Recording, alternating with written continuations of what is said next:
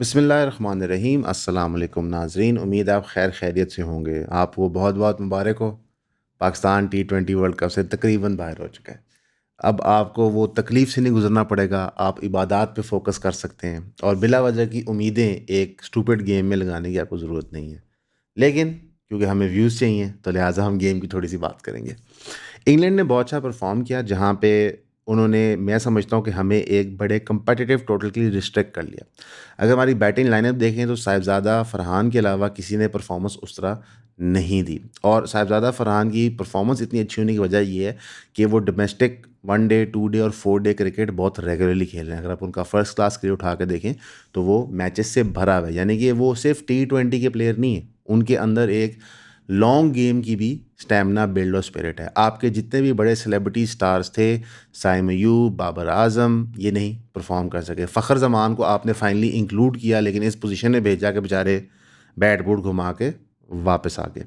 Problem ये होती है कि आप स्टार्स बिल्ड कर लेते हैं, उनके पास रिक्विजिट टैलेंट हो या ना हो।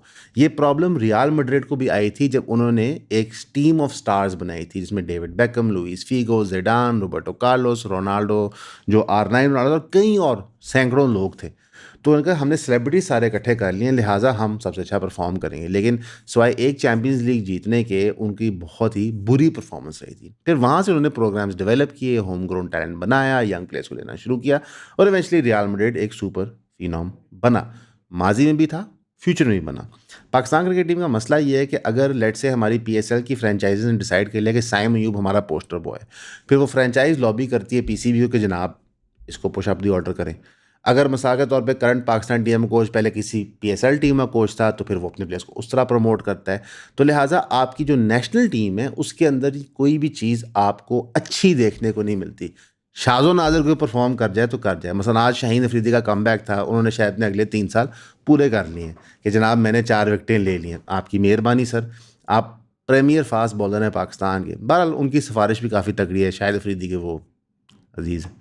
और जो आपके वो हैं, क्या नाम है उनका, लेग स्पिनर जो बैटिंग भी करते हैं, जो मार बड़ी खाते हैं, शादाब, ठीक है, वो भी दामाद हैं सकलैन मुश्ताक साहब के, तो उनकी भी सिफारिश तगड़ी है। तो जब तक हम इस स्टेज के बियॉन्ड इवॉल्व नहीं करेंगे तो हमारी हॉकी तबाह होगी थी, हमारी स्क्वाश तबाह होगी। तो मैं आपको एक रियलिटी बताना चाहता हूँ, बाय द वे, क्रिकेट के वो हाइज नहीं रहे पाकिस्तान में जो हॉकी और स्क्वाश के रहे। मसलन आप हॉकी और स्क्वाश में ज़्यादा वर्ल्ड चैंपियनशिप जीते हुए हैं, आप ज़्यादा डेकोरेटेड थे हॉकी और स्क्वाश में। मैं क्रिकेट, आप 92 का वर्ल्ड कप जीते हैं, सन 2009 का वर्ल्ड कप जीते हैं। चैंपियंस ट्रॉफी तो एक चलो बीच में आपने बना लिया ना, लेकिन वर्ल्ड कप आप दो जीते हुए हैं, एक 50 ओवर, एक 20 ओवर। आप हॉकी के देखें कितने वर्ल्ड चैंपियनशिप जीते हैं, कितने ओलंपिक गेम जीते हैं। आप स्क्वाश में देखें कि 555 गेम कैसे आपका शेर अनबीटन रहा, कैसे वर्ल्ड चैंपियनशिप जीता रहा। तो क्रिकेट से जवाल आना कोई बड़ी बात नहीं है, सिर्फ हमने इसमें इतना पैसा डाल दिया है। और इसके पीछे बहुत बड़ा इंटरेस्ट जुआ मार्केट का था, इसके पीछे बहुत बड़ा इंटरेस्ट आपके अंडरवर्ल्ड गैंगस्टर्स का था, इसके पीछे बहुत बड़ा इंटरेस्ट ये था कि इंडिया के अंदर बॉलीवुड और अंडरवर्ल्ड जो था वो क्रिकेट के पीछे खड़ा हो रहा था। तो आपको नजर आया कंपटीशन में क्रिकेट को फोर्स बनाना है। बहरहाल जो चीज़ आपने बनाई है उसका रिजल्ट अब नहीं आ रहा। यहाँ पे ज़रूर बात करनी है कि हैरी ब्रुक की मैंने इनिंग्स की हाईलाइट्स देखी थी, तो वो काफ़ी अच्छा खेले थे, एक अग्रेसिव अच्छी उन्होंने T20 की इनिंग्स खेली थी। लेकिन इसमें से रिजल्ट कुछ भी नहीं निकलना मेरे दोस्तों। मैं आपको ये बता देता हूँ, मोहसिन नकवी साहब, जिनको क्रिकेट का कुछ नहीं पता, वो PCB के चेयरमैन हैं। जो लोग उन्हें इंतज़ामिया बैठाए हुए हैं, अगर आप PSL की ऑक्शन लिस्ट से ही देख लें, उन लोगों को भी क्रिकेट का कुछ नहीं पता। आप PSL के पूरे स्ट्रक्चर को देख लें तो जो कंपनीज़ हैं, जो बंदे परचेज़ कर रही हैं, वो उनकी क्वालिटी पे नहीं कर रही, वो कर रही हैं ब्रांड वैल्यू के ऊपर। और इसी वजह से क्रिकेट का ज़वाल ही आना है पाकिस्तान में, अनलेस एक मेजर रिवाइवल ना हो। अब मेजर रिवाइवल ना पाकिस्तानी क्रिकेट में हो सकता है, ना ही पाकिस्तान की पॉलिटिक्स में हो सकता है। पाकिस्तान की पॉलिटिक्स में वही गिने चुने फिगर्स हैं, नवाज शरीफ साहब, जरदारी साहब, मरीम नवाज साहिबा, हम हमजा शहबाज, बिलावल भुट्टो। इमरान खान साहब इस्टेब्लिशमेंट ने डाले थे in the mids as a game changer.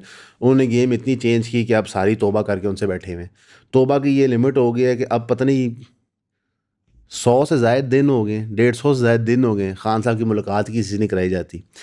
बहरहाल बुशरा बीबी की मुलाकात कराएगी अपने बच्चों से, और बुशरा बीबी और इमरान खान की मुलाकात अडियाला जेल के अंदर भी कराएगी, जहाँ से रिपोर्ट ये आई है कि इमरान खान की आंख एक्चुअली इतनी अच्छी कंडीशन में नहीं है। यानी कि वो कशमकश के इमरान खान साहब की आंख कितना डैमेज है अभी भी वहीं पर खड़ा है। जब इमरान खान साहब की बहनें उनको मिलने गई इस बारी मंगल वाले दिन अडियाला, तो वहाँ पर उनको मिलने नहीं दिया गया, और अनफॉर्चुनेटली उनकी एक बहन जो एक बड़ी बड़ी खातून है नौरीन न्याजी साहिबा, वो एक ओपन गटर में गिरी, उनको चोट आई, अल्लाह उनको सेहत दे। साथ एक और उनकी खातून थी, उनको चोट है, अल्लाह उनको भी सेहत दे। अल्हम्दुलिल्लाह दोनों की जानें महफूज हैं, लेकिन उनको चोट वगैरह आए हैं। बड़ी उम्री ख़वातीन हैं, किस जलालत में हमारी इंतज़ामिया हमें उतार रही है। भाई आप उन्हें अडियाला जेल जाने दें, वो धरना देने चाहते हैं धरना देने दें, अब आप किस लेवल तक उतरेंगे। बहरहाल ये सब कुछ हो रहा है पाकिस्तान में, लेकिन दुनिया यही चलाती रही कि जनाब के वज़ीरिस्तान के अंदर औरतों की तज़लील हो रही है, कि जनाब केपी के अंदर कोई भी फ़ीमेल कैबिनेट मेंबर नहीं है। ये सब कुछ बेमायनी है मेरे दोस्तों, क्योंकि आपके मुल्क के अंदर ये सिलेक्टिव आउटरीच होता है। देखिए, एक खातून तकलीफ़ में हो हमें तकलीफ़ होती है, एक बंदा तकलीफ़ में हो हमें तकलीफ़ होती है, इर्रिस्पेक्टिव ऑफ किस साइड से। अब एक और तकलीफ़ की बात बताता हूँ। हैदर सईद साहब ने बहुत बड़ी बेवकूफ़ी कर दी जी, कि उन्होंने डिसाइड कर लिया कि मैं रिकॉर्ड करूँगा इमरान खान का कैवलकेड जो जा रहा था। इसके ऊपर उनको डिटेन कर लिया गया है, उनसे पूछताछ कर रही होगी। वल्लाही अल्लाह करे जी उनको उनसे कोई बदसलूकी ना की जाए, उनको मारा ना जाए। लेकिन अब वीडियो बनाने पे लोग इस तरह अंदर होंगे तो कैसे चलेगा निज़ाम। मसलन मुझे पता है क्या डायलॉग आ रहा है सलमान, देखिए इतनी गर्मी है तो इनकलाब कैसे आएगा। ठीक है, बात सही है यार, कि लाइक आपने लोगों को इतना मार रहे हैं, इतना पुश कर रहे हैं कोने पे, कि उन्हें आप मजबूर कर रहे हैं या वो इंतहा पसंद बन जाएं या वो गिव अप करके बैठ जाएं। ये दोनों बहुत ख़तरनाक है, और ज़ाती तौर पर मैं समझता हूँ कि ये गिव अप वाली कैटेगरी सबसे ज़्यादा ख़तरनाक होती है। तब आप फिर बिल्कुल ही सिस्टम के एक बहुत ही बुरा पुर्जा बन जाते हैं। अब KPCM ने कहा कि जनाब हम इमरान रिलीज़ फोर्स बनाएंगे, पूरी की पूरी पार्टी के अंदर इसके ऊपर तमाशा मच गया। अब इमरान रिलीज़ फोर्स बननी है तो कोई कहता है कि जनाब फोर्स का लफ्ज़ बड़ा सख्त है, कोई कहता है कि जिस तरह के आप वादे वहीद लोगों से कह रहे हो कि उस फोर्स में करें तो ये तो एक पैरामिलिट्री ग्रुप बनता जाएगा। अब बात यह है कि जो PTI का पॉलिटिकल स्ट्रक्चर है वो तो कर कुछ नहीं रहा, जो उनकी बेस सपोर्ट है वो फ्रस्ट्रेट हो रही है। उस बेस सपोर्ट को प्ले करते हुए सुहेल फरीदी ने कहा हम फोर्स बनाएंगे। अब सारे जो बड़े हैं इसमें बैरिस्टर गौर साहब हो गए, शेख वकास अकरम साहब हो गए, ये परेशान हो गए कि जनाब ये तो जो एक्चुअल हमारी पावर है वो शायद सुहेल फरीदी के हाथ आ जाएगी, और सुहेल फरीदी लेगी इससे कुछ भी कर लेगा। तो लोगों को ज़ाती पॉलिटिकल करियर, उनके इस्टेब्लिशमेंट से तल्लुकात, उनके मामलात सब जब डिस्टर्ब होते हैं तो आप देखते हैं कि लोग कैसे दस्ती मफाहमत पे पहुँचते हैं। डिफरेंस ये है कि इमरान खान एक इंतहाई स्ट्रॉन्ग माइंडेड पर्सन है। उन्होंने डिसीजन ले लिया कि मैं ऐसे करूँगा तो वैसे ही करेंगे। मसला ये कि उनकी जमात में बड़े कमज़ोर लोग हैं, ये रियलिटी है। अगर आप देखें तो अल्ताफ़ हुसैन एक सख्त तबीयत के आदमी हैं, जुल्फ़िकार अली भुट्टो एक सख्त तबीयत के आदमी हैं, नवाज़ शरीफ में कोई चीज़ नज़र आती है, वो एक डिसीजन लेते हैं फिर उधर कायम रहते हैं कि जनाब हमारा ये डिसीजन है। नवाज़ शरीफ साहब खैर डिसीजन वेबल वूबल जाते थे कोई नहीं, लेकिन डिसीजन लेते हैं वहाँ कायम रहते हैं, पार्टी को वो करना पड़ता है। इमरान खान साहब डिसीजन की पार्टी रिस्पॉन्ड नहीं कर रही, और बार बार गुफ्तगू में यही नज़र आ रहा है। अब तो अंदर से ही पैगाम आ रहा है कि खान साहब ने बुशरा साहिबा के बच्चों के थ्रू पैगाम ये भेजा कि मेरी बहनों से कहो कि जाए सुप्रीम कोर्ट में पटिशनें करें ये वो। लेकिन अब पार्टी को तो कहीं कुछ नहीं रहे, बहनों को ही डायरेक्टिव दे रहे हैं। बहुत बड़ा फेलियर है, क्योंकि पूरी की पूरी जमात सिर्फ इमरान खान है, जैसा पूरी की पूरी नून लीग सिर्फ शरीफ फैमिली है। टू बी ऑनेस्ट, आप आज शरीफ फैमिली को साइड पे कर दें और कहें कि जनाब राना सनाउल्लाह साहब CM बन के दिखा दें, नामुमकिन बात है। हाँ, एक तरीका है कि राना सनाउल्लाह साहब भी उसी तरह CM बने जिस तरह मरीन नवाज साहिबा बनी है फॉर्म 45 में, लेकिन उसके लिए भी सडन पेडिग्री रिक्वायर्ड होती है, लिनीज रिक्वायर्ड होती है। तो ये जी, जहाँ तक इमरान खान साहब को निकालने की बात है, कोई फोर्स बनाने की बात है, वो तो सब टाई टाई फिश ही लग रहा है। आपको लॉलीपॉप ही दी जा रही है, कोई बाहर से बैठ के लॉलीपॉप दे रहा है, कोई यहाँ बैठ के लॉलीपॉप दे रहा है, लेकिन फ़िलहाल आपको नज़र नहीं आ रहा। इनफैक्ट मैं ये समझता हूँ कि अदालती पॉइंट ऑफ व्यू से भी PTI के लिए चैप्टर क्लोज्ड है। बिल्कुल कोई अदालत इस वक्त सूतर बराबर उनको इंच देने को नहीं तैयार, और ज़ाहिर है मुझे और आपको पता है किसकी ईमा पे हो रहा है। अगर अदालतों को एक फेयर चांस मिला जाए तो बहुत सारी ज़्यादतियाँ PTI के साथ हो रही हैं, बेपनाह ज़्यादतियाँ हो रही हैं, और लीगली स्पीकिंग तो बड़ी अजीब अजीब चीज़ें हो रही हैं। मतलब कि इस्लामाबाद हाई कोर्ट के चीफ जस्टिस CM अफरीदी साहब की बात ही सुनना नहीं चाहते, वो कोर्ट छोड़ के चले जाते हैं। मैं उनको पता नहीं ऐसा क्या डर था कि सुहेल अफरीदी साहब ने क्या बात कर दी है कि उन्होंने कहा जनाब मैं तो जस्टिस फराज गोयल साहब अपना कोर्ट ही छोड़ के निकल जाते हैं। तो लीगली स्पीकिंग भी पीटीआई के पास कोई ऑप्शन नहीं है। इंतहा पसंदी के पॉइंट ऑफ व्यू से तो वैसे ही मेरे ख्याल से रियासती इदारे चाहते हैं कि पीटीआई इंतहा पसंद हो जाए ताकि उनको दहशतगर्द डिक्लेयर करें और फिर वही काम करें जो वो करते हैं। और जहाँ तक बात आती है सिविल मूवमेंट चलाने के लिए, तो उसका भी तकरीबन प्रेशर पीटीआई की कुछ अपनी हरकतों से और कुछ लोगों के डर से बिल्कुल निकल गया है। तो वर्चुअली मैं समझता हूँ कि पीटीआई को एक जगह जाके दबा दिया गया और बहुत सारी गलतियाँ उनकी अपनी इंटरनल पॉलिटिक्स हैं। और जहाँ तक इंटरनेशनल क़ुव्वतों की ताकत है, तो मेरा तो नहीं ख्याल कि उस वक़्त फ़ील्ड मार्शल आसिम मुनीर और शहबाज शरीफ साहब के ख़िलाफ़ जाएंगी, बल्कि इस चीज़ का दुख तो आसिफ अली ज़रदारी को भी बहुत ज़्यादा है। पूछे क्यों? मेरी जो रिसर्च टीम है और मेरे जो साथी हैं, जो एडिटर्स हैं, हमारे सलमान साहब हैं, इन सबको ये ख्याल और गुमान है और कुछ मुझे भी है कि शायद सोशल इश्यूज पे, मुल्की मसाइल पे, इंसानी मसाइल के ऊपर मैं अच्छी बात कर लेता हूँ और मुझे थोड़ी सी दस्तरस है। तो इन सब की पुरजोर फरमाइश है एंड स्पेशली आप चाहने वालों और प्यार करने वालों की भी है, क्योंकि कुछ जो मेरी वीडियोस वीलॉग्स बने और जो रील्स बनी वो बहुत वायरल हुई, बहुत पसंद की गई। तो ये मुझ पर एक दबाव है, एक ख्वाहिश है सबकी तरफ से, जिसके आगे मैं सर तस्लीम खम करता हूँ। अनकरीब आप मेरी वीडियोस को सोशल इश्यूज के ऊपर मुझे बात करते हुए, मुल्की मसाइल पे बात करते हुए, अनसंग हीरोज़ के बारे में, ऐसी चीज़ें जो हम भूल चुके हैं, जो हमारी तारीख, हमारी विरासत, हमारी सकाफत का हिस्सा हैं, उन पर बात करते हुए आप देखेंगे।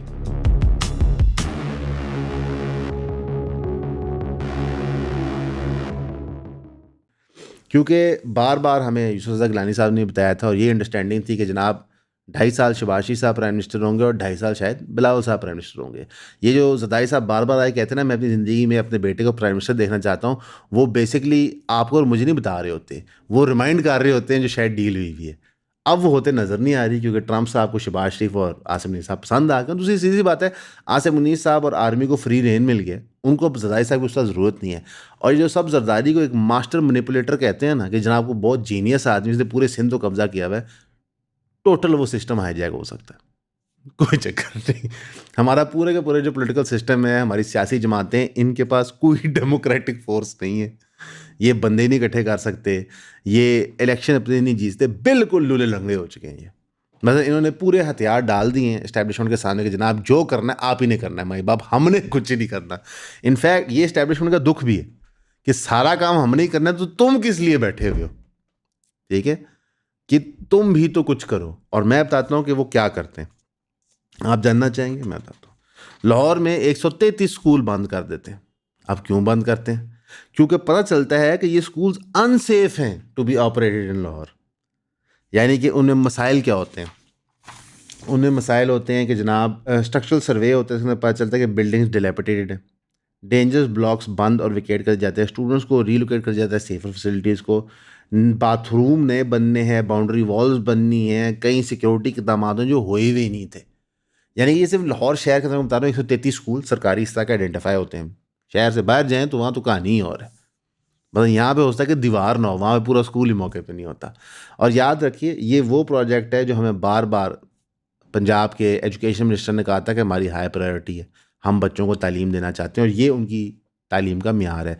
मरीम साहिबा से जब बात करें तो वो कहते हैं मैं तो कौम की माँ हूँ, मैं तो पंजाब की माँ हूँ, मेरा तो काम है बच्चों को हेल्थ केयर देना, ये करना वो करना। हेल्थ केयर भी वो प्राइवेटाइज़ कर रही हैं। जो उनका ऑन व्हील्स हॉस्टल्स वाला प्रोजेक्ट था वो सारा प्राइवेटाइज़ हो रहा है। पहले हमने अरबों रुपये खर्च किए उसको खड़ा करने में, अब हम उसको प्राइवेटाइज़ कर रहे हैं।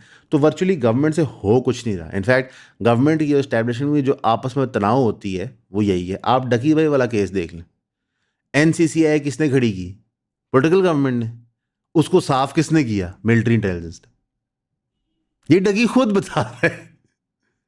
ठीक है, तो सरकार ने खड़ा किया, डिपार्टमेंट का काम था वाइट कॉलर क्राइम रोकना, और सरकार के बंदे क्या कर रहे हैं? बता ले रहे हैं। उसको बचा कौन रहा है वहां से? Military intelligence. तो आप मुझे बताएं, अगर सरकार ने अपने कोई भी काम नहीं करने तो फिर क्या फ़ायदा फ़ौज को आपको ला के बिठाने का? ये तो रियलिटी है। तो आपकी सारी सियासी जमातें हमारे नज़दीक ख़त्म शुद्ध। और आप उनकी सियासी अकल देखें, रादर दैन नैरेटिव बिल्डिंग करने के लिए, कौम को इकट्ठा करने के लिए आगे बड़े मुश्किल वक्त आ रहे हैं, वो अपने अपने एजेंडा रन कर रहे हैं। कोई शेरशाह सूरी का मुजस्मा हटा रहा है कि जनाब लोकल हीरो का लग जाए, कोई अपने फेवरेट यूट्यूबर को इश्तिहार और फंड दे रहा है ताकि जनाब वो हमारा प्रोपेगेंडा कर दे, कोई गवर्नर सिंध के कमरे में बैठ के, गवर्नर सिंध के हाउस में बैठ के पॉडकास्टें खड़का रहा है कि बेटे का करियर लॉन्च कर दे, ठीक है ना, ये चल रहा है।